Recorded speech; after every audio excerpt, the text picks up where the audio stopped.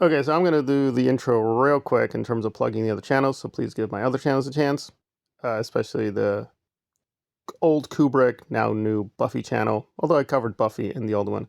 And I usually do a lot of horror, but I'll do a lot of things for that channel, including, unfortunately, some of this topic because it's just way too much for this channel. And please give the other channel a chance, and please consider supporting this channel. Okay, so I hate to be the guy with YouTubers like say, well, if you want to know this video, you got to look at the other video. But it's just, I will assume you guys can and do have at least 10 minutes of your time. So you have to go to the other video to get the background information. But the basic gist here is that Sticker Chick is an ally of DOA, who is now this enemy of the state to Nora and to Aaron Smith-Levin and some of the ex-Scientologists. Not with good reason, by the way, because he's been exposing a lot of their lies and grifting and crimes. And no small irony here, some of them are in jail for these crimes now. For instance, Aaron is in jail for the crime of assault. Well, technically two things. He assaulted someone and broke bail conditions to stay out of jail because the judge is like, you're not supposed to commit another crime while you're out on bail. He did. He committed a second crime. So them's the breaks. Now, what's interesting here is that Nora was once very loyal to Aaron, but they had a huge falling out. So Nora was, and still is to some extent, exposing a lot of Aaron's crimes. However, she's very careful to keep it within a certain boundary, right? And I've tracked down and exposed so many of Nora's lies. At a certain point, you know, your brain just gets dizzy, and you're like, okay, well, this is another round of lying. So one of the things that Nora is trying to do is rebrand, right? So I covered the Sticker Chick issue in the previous video, but there's a lot going on, and I'm gonna intermix this with Eric July, a black creator, because unfortunately that is a central dilemma here, is that Sticker Chick, and I'm gonna include myself here, I'm not white. If you guys could look at me, you'd say, you know, well, again, I don't want to be get into stereotypes. You'd say, well, what does this guy look like? Because I've gotten everything, guys. I've gotten, well, I'm Arabic, I'm Jewish, I'm this or that. I rarely get what I really am, Hispanic. But it's really interesting because I worked with black people in various jobs. And I was working with this one black guy. I was like, you know, I knew you weren't white, but I didn't quite know what you were. So it's like, so there you go. I've been categorized all over the place. Some black people have been pretty racist towards me and think I'm white, and vice versa, you know? So that's just America in a nutshell. So anyway, Aaron is pretty racist. Now, Nora is not as bad, but she doesn't indulge in a lot of ethnic and racial stereotypes, even though she considers herself uber woke. So now let me get to the point with Eric July very quick. So Eric July is now, good or bad, infamous for using his black skin. So Eric is a comic book creator, and his comic books have sold fairly well. He's the creator of Isam, Isam, Usam, however you want to pronounce it, Yara, what's known as the Rippaverse, and he's made quite a lot of money. And he's worked mainly with these right-wing extremists and, yes, racists and white nationalists. So how does that work as a black creator, black writer? I don't know. I don't really care. So he's clearly selling out his race. And one of the opponents he's made is Ethan Van Sciver, who was a former DC artist. Ethan puts out Cyberfrog, and he's been part of this movement called Comicsgate. The short end of the stick is basically with those guys is that a lot of them felt that they were being blacklisted by comic book professionals for being too right-wing or not being, quote, leftist enough or SJW or whatever. So Ethan separated from that and put out Cyberfrog. And for a while, he and Eric were friends, but he was getting a little annoyed at Eric's alliances and his behavior. So they've been having a back and forth. So again, it's really weird because I've gotten these accusations too that I'm alt-right. I've also gotten the accusation that I'm too much of an anti-Nazi. Like I'm pushing this anti-racism thing to an extreme.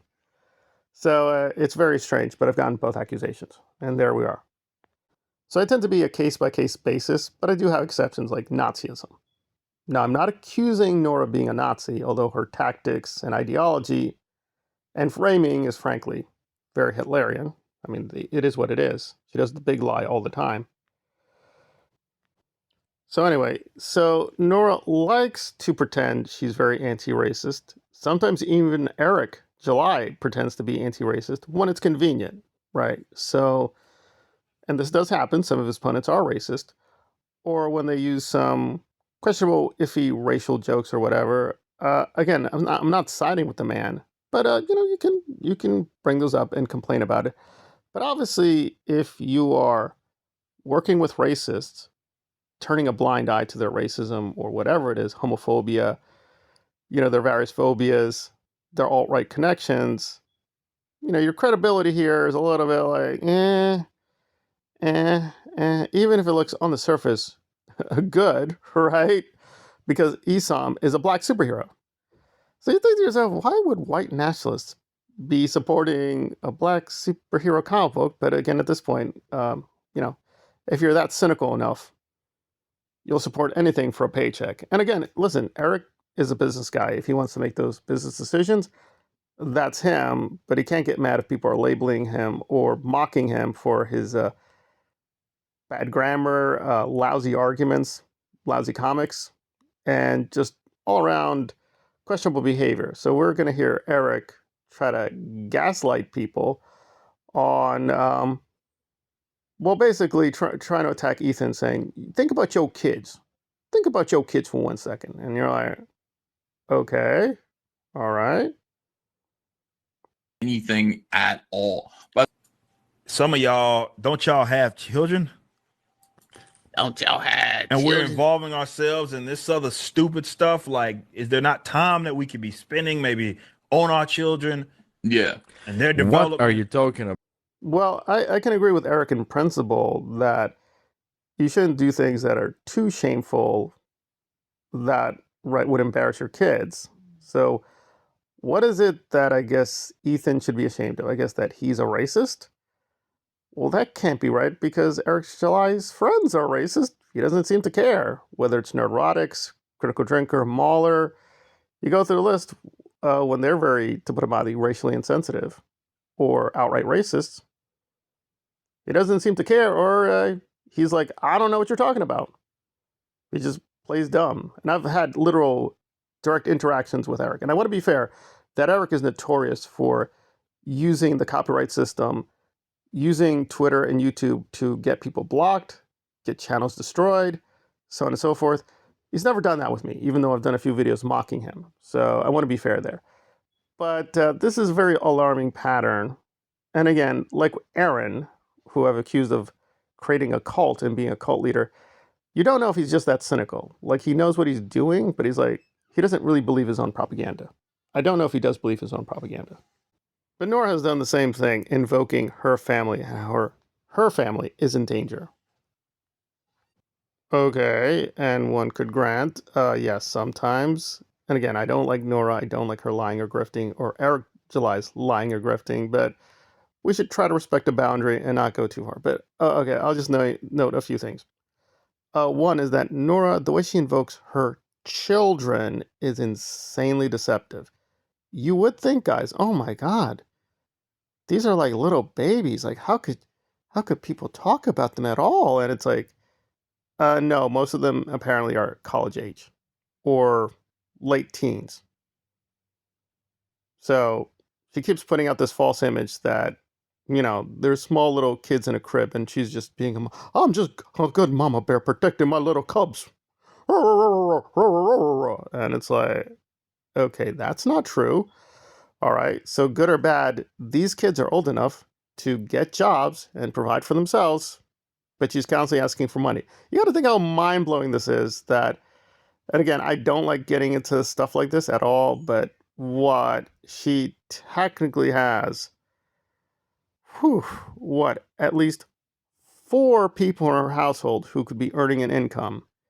And she's still whining, guys, I don't make enough as a YouTuber. Really, when you think about it, I'm the victim.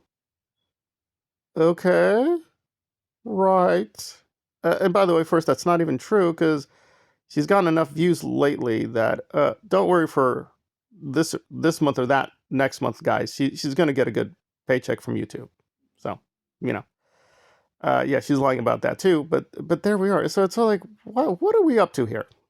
What are we up to here? So you got Eric July, who's posing as a fake Stan Lee. He's been now mocked as Scamly. Right. And I get it. You got to sell a scam. But then why all this self-righteousness about families? And think about the children. Think about it. Your kids may see this. Isn't this embarrassing? Isn't this shameful? And we're running out of time here, but Nora just did this, and I'm like, that's not even half true. In fact, I'd say that's 1/10 of the truth. So, but let's get the cards on the table. It has Sticker Chick said some pretty mean, brutal things about certain ex-Scientologists. Yes. But to my knowledge, she's never crossed the line of attacking full-blown, right, families here, to my knowledge. The same thing with Ethan Van Sciver. Has Ethan Van Sciver put out some brutal stuff? And again, I'm more than happy to denounce when Ethan crosses a line or it's too much, and so on and so forth. I mean, and again, I just don't find some of the stuff funny, frankly. Like one of the videos, I don't know if it got demonetized or banned by YouTube. He was like threatening to spank Ray Fisher. Obviously, he's joking, but still, I'm like, okay, well, that wasn't that funny. And there you go. That's me. So it's fine to have boundaries. I'm not really seeing on the Eric side or the Nora side, frankly. It seems that they're giving themselves this magical fruit juice, cashing out on one or two identities, like Nora's a woman and an ex-Scientologist. Therefore, they can do whatever they please. And Eric just goes for everything. He goes for the triple, saying, I'm a black man oppressed by white America and the racisms. Oh, wow, that's amazing. Also, I'm a man, so the SGWs are trying to destroy my masculinities. Oh, wow. Wow, there we are. And you know, I'm a family man, and these grifters, they're endangering my families. Even though Eric has called the cops constantly on people, even without any cause. Also, he's shown this, by the way, guys, constantly on Twitter. Now, with YouTube, I don't know, because YouTube is a little, they're a little, please don't do that. Showing off he has a massive gun, because he's an extreme libertarian.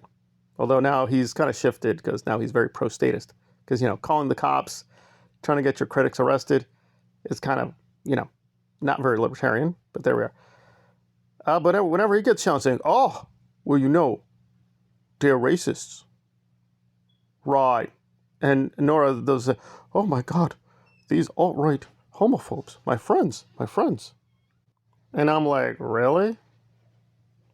Really? Well, okay. If that's the route we're going to go. But yeah, so far I'm seeing just a lot of frauds.